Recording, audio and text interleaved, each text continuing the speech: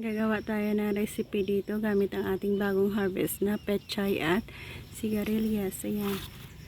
Hina-harvest na natin ang mga bago nating itinanim na pechay dito. Leaves lang ang ating kukunin para mapakinabangan pa natin ng madaming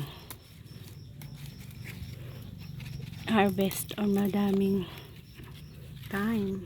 Kasi nga yan ang ating ginagawa. Dadami pa yan, oh. Ayan. Diba ang ganda?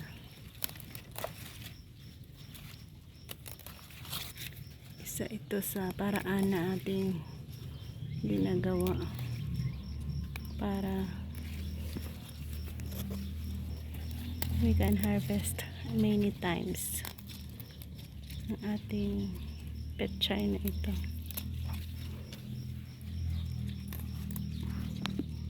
O, diba? Napadami na tayo. Sasamahan nyo ako sa ating Cynthia's Life and Cooking. Doon natin ipopost kung ano ang recipe na ating kayang gawin dito sa ating na-harvest na ito. Ayan. Diba? Ang preska nga din naman. Hugasan na natin yan ng maigi.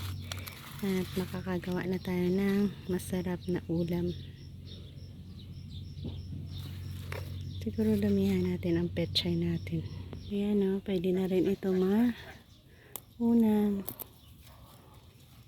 Ganda, o. At ang lutong ng kanyang dahon kasi preska nga din.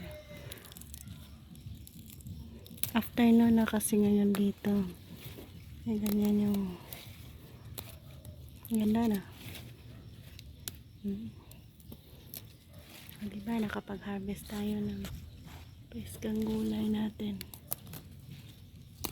Ayan. Ito nakailang beses na ito matanggalan. Ayan. So ayan, napadami. So bye bye and thank you for joining me.